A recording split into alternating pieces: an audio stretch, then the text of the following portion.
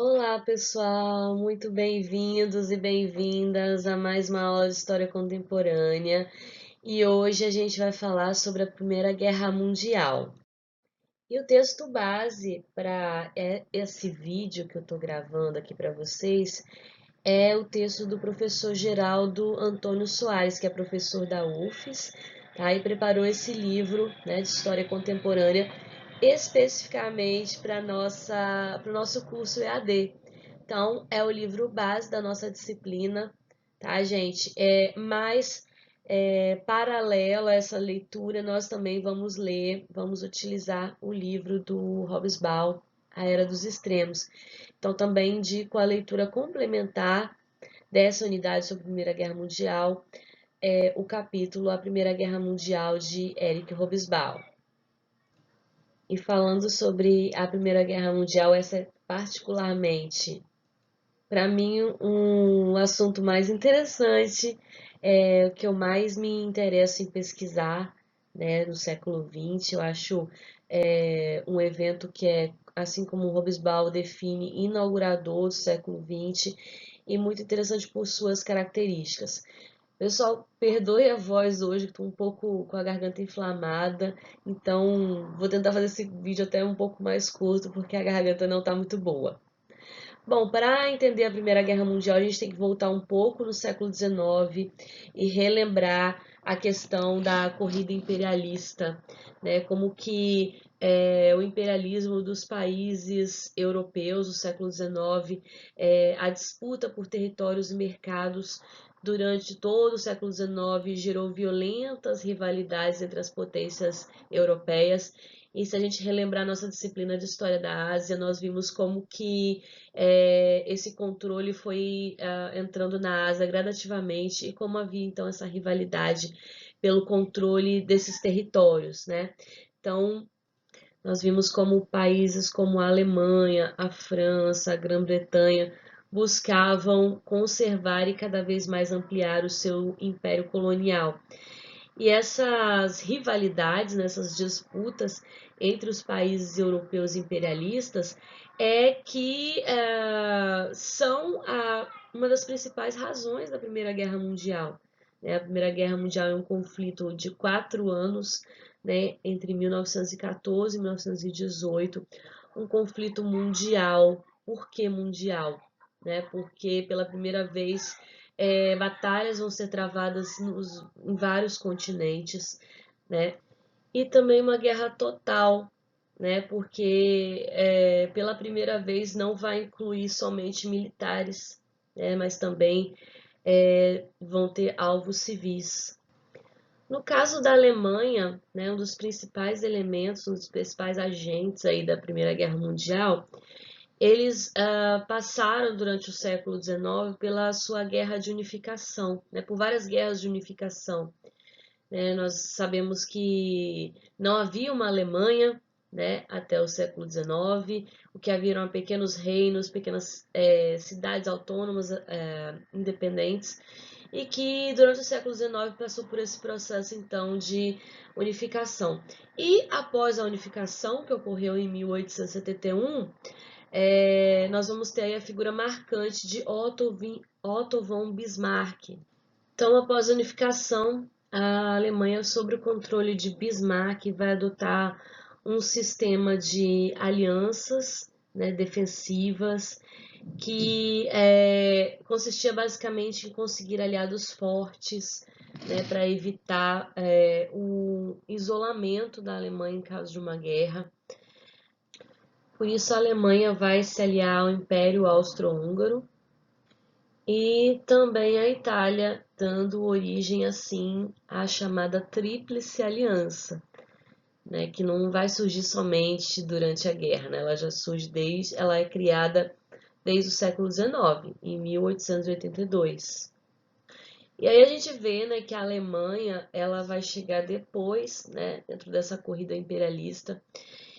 E aí nós vamos ver o imperador alemão, o Kaiser, né, como era chamado, começar a pressionar a Inglaterra por lhe ceder maiores territórios na África, na Ásia. Então, a Alemanha entrando numa disputa direta com a Grã-Bretanha por uma fatia maior, né, desses continentes. E a Grã-Bretanha, por sua vez, no século XIX, era uma das principais potências imperialistas, né? Controlava grande parte do continente africano e também da Ásia, como nós vimos, né? Ela possui o maior império colonial na época e de forma nenhuma estava disposto a dividir, né, essas terras, esse mercado. E a França, né? A França também entra nessa disputa, porque além de desejar aumentar o seu território colonial, havia ainda uma questão, né, com a Alemanha, porque eles tinham sido derrotados, né, na Guerra Franco-Prussiana e perderam territórios, né? Então havia esse desejo de revanche, né, por essa derrota contra a Alemanha e um desejo de recuperar terras, né, que a França tinha perdido para a Alemanha em uma guerra que ocorreu anteriormente.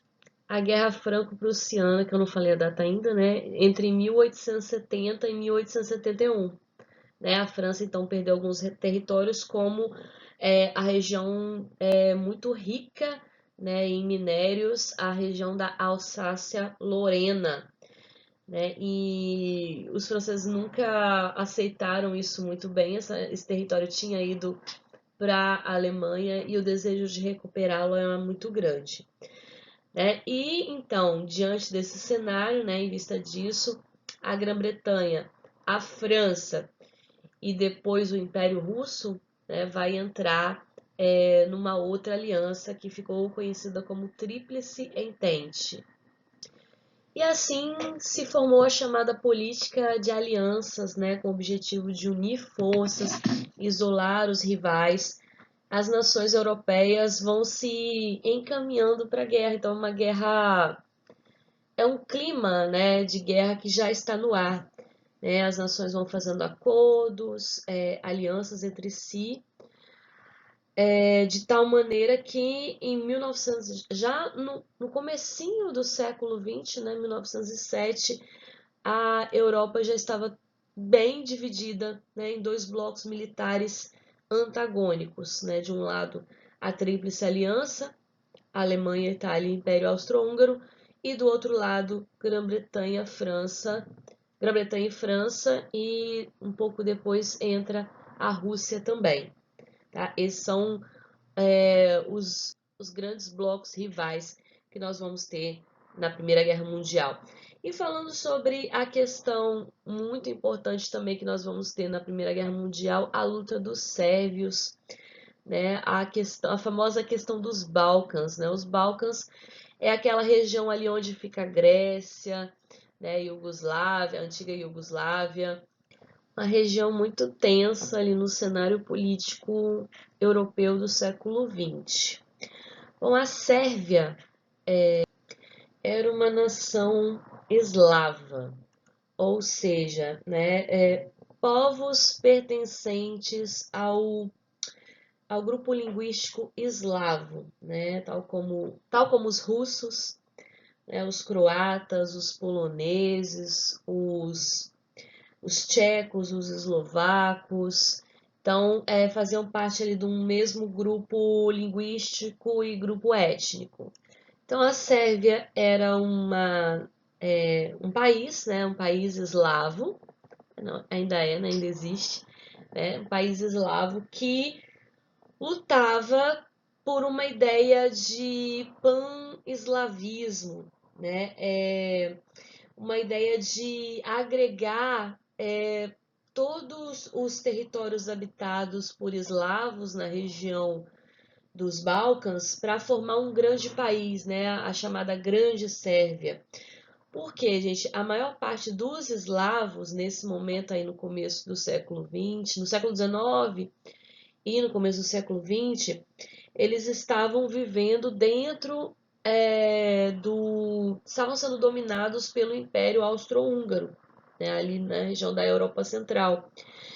E outra parte dos eslavos estava sendo controlada pelo Império Turco-Otomano, né, que ainda existia. E para enfrentar austríacos e turcos, a Sérvia buscou o auxílio da Rússia, né, nesse momento, buscou um apoio do Império Russo, que também na época era adepto dessa ideia do pan-eslavismo, né? Por quê?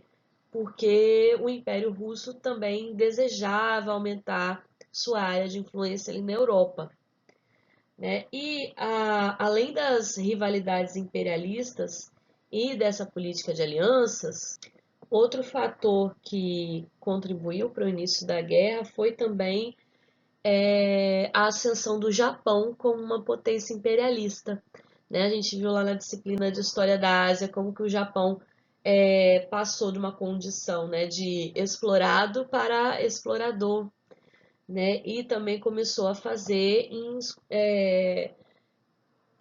começou a tentar criar também o seu império, as suas zonas de influência. Nesse contexto também nós temos o desenvolvimento dos Estados Unidos, né, como uma potência regional e também com pretensões imperialistas.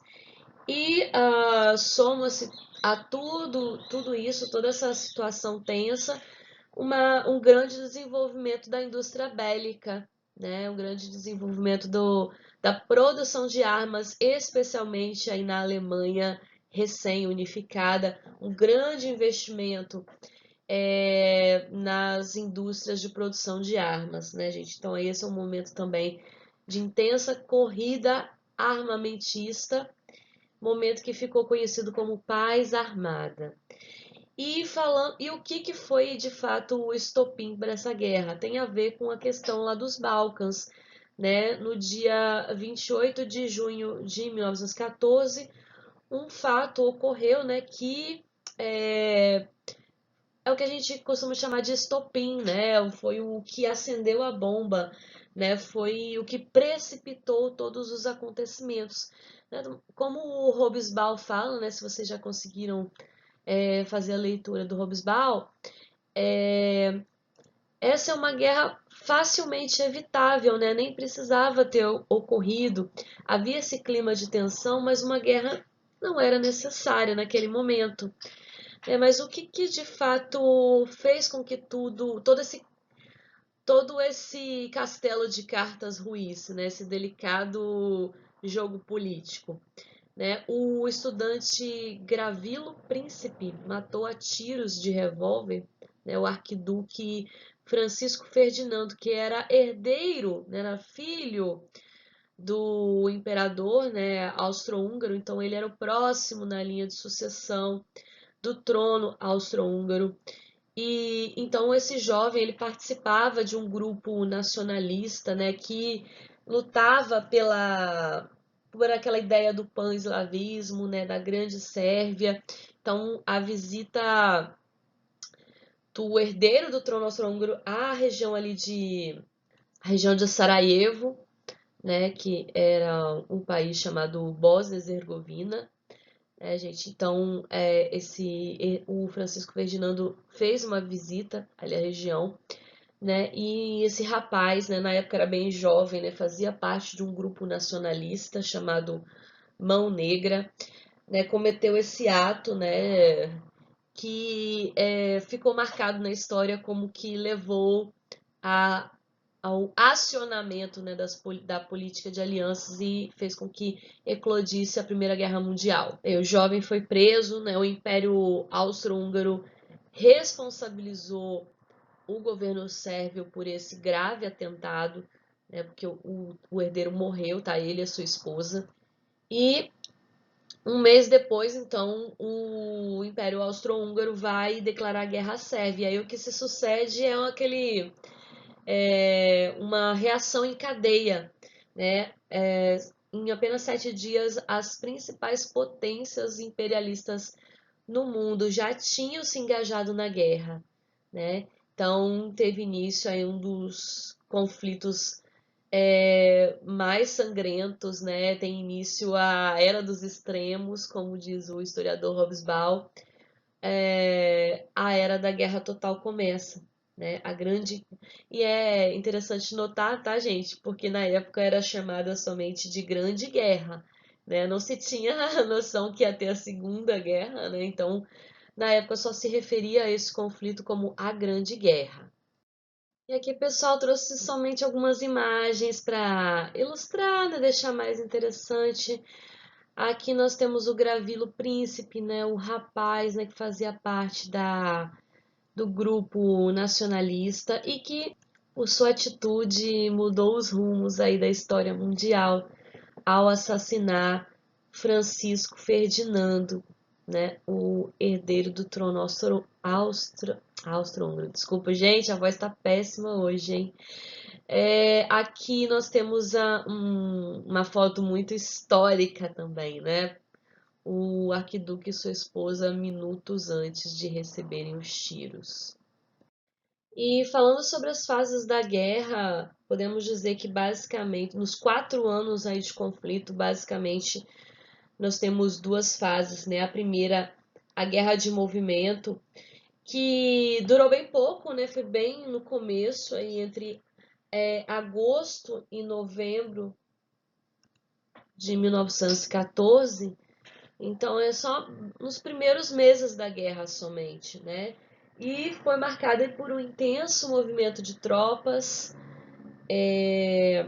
Inicialmente, os alemães marcharam contra a Bélgica e, apesar da resistência belga, né, contra esse avanço, eles conseguiram entrar dentro de Paris, na França.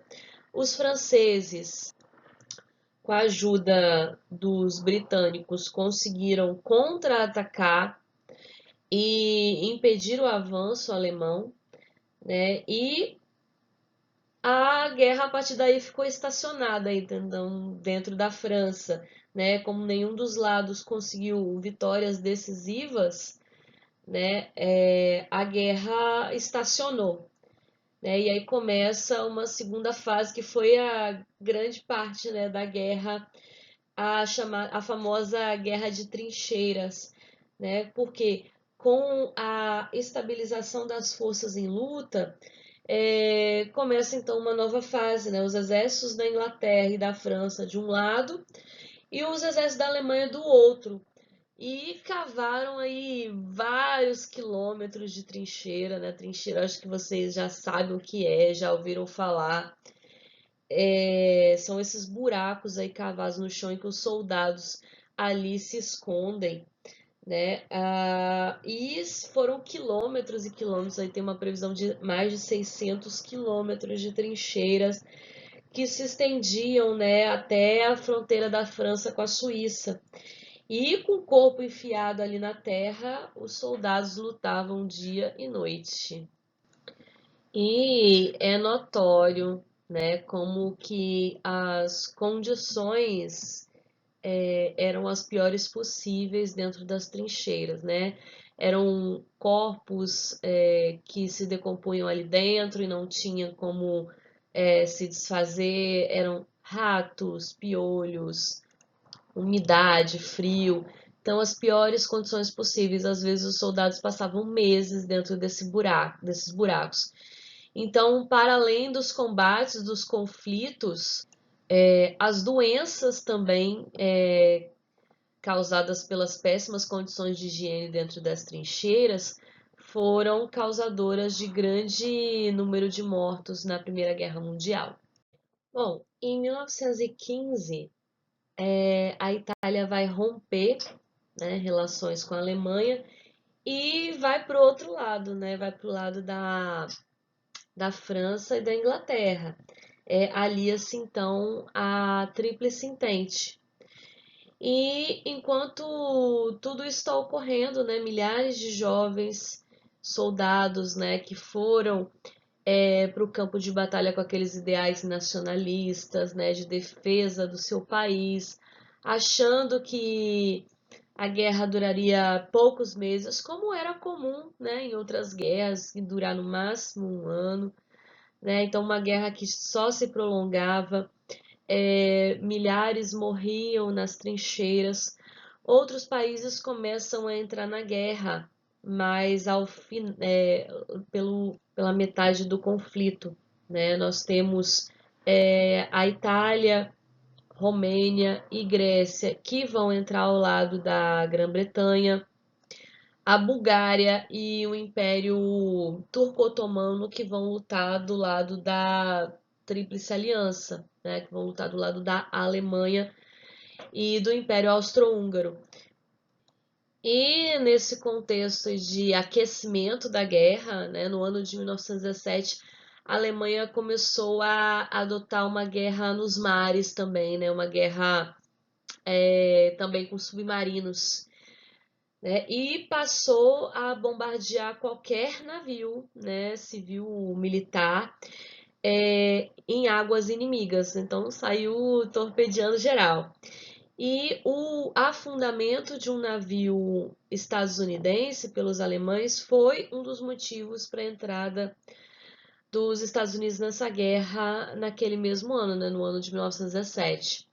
Então a gente viu, né, não é só por isso, né, a gente viu também que os Estados Unidos tinham desejos imperialistas, tinham pretensões imperialistas, então estava bem atento ao que estava acontecendo na Europa. E esse foi um dos motivos, então, para os Estados Unidos também entrar nesse conflito no ano de 1917. E seguindo os Estados Unidos, outros países americanos também se engajaram na guerra do lado da Tríplice Entente, né? Alemanha, França e o Império Russo. E aí incluímos o Brasil, né? O nosso país que também teve um navio atacado por torpedos alemães. E o Brasil teve uma participação pequena, né? Não tão grande quanto foi na Segunda Guerra Mundial, mas teve sim uma participação enviando especialmente ajuda na área médica. Enquanto isso, né, lá na Rússia nós temos em 1917 a famosa revolução, né, nós vamos estudar também nesse curso, né, a revolução socialista liderada por Lenin.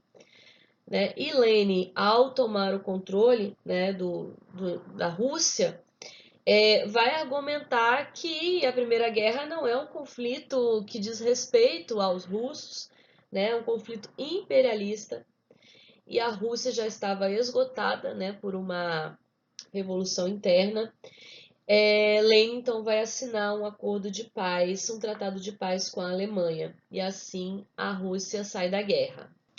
Aí nós já estamos caminhando para o final da guerra, né, gente, que é no ano de 1918. No começo desse ano, depois de selar a paz com os russos, os alemães começam a se deslocar, né? E aí nós vamos retornar aquela condição lá do começo da guerra de movimento, né? Então aquela estabilidade acaba, né? Aquele momento de guerra parada e começa então um grande deslocamento, uma forte ofensiva tanto da aviação, e aqui é importante a gente lembrar que é a primeira vez, né, que os aviões estão. É uma das primeiras vezes em que o avião está sendo usado num conflito, né? E. Perdão, gente. Sim, o avião já existia, né? Ele foi criado no começo do século, e ele já tinha sido usado em alguns outros conflitos, mas pela primeira vez ele vai ser usado em massa numa guerra, né? E a Alemanha tem uma aviação bem forte, bem consolidada, né? E vai atacar com uma artilharia pesada. Recomeça então no último ano da guerra uma guerra de movimento. Mas os países da Entente conseguem reagir, também tem aviões, também tem tanques eficientes e conseguem vencer as forças alemãs na famosa Segunda Batalha do Marne. E o passo seguinte vai ser, então, invadir o território alemão. E nesse tempo, né, durante todo esse conflito, nós vamos ter uma revolução interna, né, um conflito, uma guerra civil ali na Alemanha, o que força, nós vamos ter uma forte pressão para o imperador, para o Kaiser, né, renunciar. E, de fato, no final de 1918, um novo governo assume a Alemanha e proclama uma república, né? Nós temos o fim da monarquia, nesse contexto bem conflituoso. E esse novo governo que se forma vai solicitar, né, o fim da participação da Alemanha na guerra, vai assinar a rendição, e essa rendição, então, vai colocar fim à Primeira Guerra Mundial. E aí vai se formar uma república na Alemanha, a famosa República de Weimar, espero que eu esteja pronunciando certo, e que vai durar até a ascensão de Hitler ao poder, né, em 1933. Bom, e falemos agora do fim da guerra, né? Uma guerra bastante sanguinária, em que novas armas vão ser utilizadas, né? Pela primeira vez nós temos o uso da aviação militar, canhões, metralhadoras, né? Tanques, gases venenosos, né? Toda essa tecnologia bélica vai ser usada também contra a população civil, né, e vão contribuir para um aumento extraordinário da capacidade mortífera, né, do ser humano, da capacidade de matar e destruir. Então, os historiadores aí acreditam que esse conflito deixou cerca de 9 milhões de mortos, né, por volta de 9 milhões de mortos, 20 milhões de mutilados, e muitos milhares de órfãos e refugiados. E a guerra tem fim com um tratado, né, que foi imposto aos perdedores, né, o famoso Tratado de Versalhes de 1919, em que a Alemanha foi a principal, ou quase a única, responsabilizada por tudo que havia ocorrido na Europa, né? E obrigava a Alemanha a impunha uma série de exigências à Alemanha, entre elas devolver aquela região lá da Alsácia-Lorena, né, que os franceses pleiteavam, ceder aos vencedores dessa guerra todas as suas colônias na África, na Ásia, né? Isso foi um duro golpe para a Alemanha. Entregar à França a propriedade absoluta, com direito à exploração total das suas minas de carvão, né? Então, bem danoso para a economia alemã. E também uma coisa muito ruim para eles, para os alemães, que foi pagar aos adversários uma indenização de guerra, que na época era cerca de 33 bilhões de dólares. Né? Isso, como nós sabemos, todas essas imposições levaram à total falência, né, da economia alemã, e a uma grave inflação, desemprego, fome, fatores que vão levar à elevação do fascismo, né, e do Partido Nazista na Alemanha. Então, por causa desse tratado ainda, a Alemanha foi proibida de ter armamento, né, proibida de ter aviação militar, canhões, submarinos, teve que entregar aos vencedores todos os seus navios, e também a quantidade de homens do exército foi bastante limitada. Mas a Alemanha foi a grande responsabilizada, mas não foi a única, né? Os vencedores também impuseram esses acordos, né, aos aliados da Alemanha, e por isso que a gente vai ter uma nova configuração da Europa a partir da Primeira Guerra Mundial, né? Alguns impérios, chamados impérios centrais, desaparecem, né? O Império Turco-Otomano acaba, o Império Austro-Húngaro, novos países são formados, como o Império Austro-Húngaro se torna a Áustria e a Hungria, surge a Iugoslávia, a Tchecoslováquia. Então, uma redefinição da geopolítica no século XX a partir do Tratado de Versalhes. E também uma redefinição de forças, né? Porque um dos grandes vencedores foram os Estados Unidos, né? Os Estados Unidos saiu como uma das principais potências do globo, né? A partir da Primeira Guerra Mundial. Tanto que eles tiveram força, né, para sugerir, né, o presidente norte-americano da época, Woodrow Wilson, sugeriu a criação da Liga das Nações, né, uma entidade que servisse como árbitro, né, nos conflitos internacionais e que zelasse para garantir a paz mundial.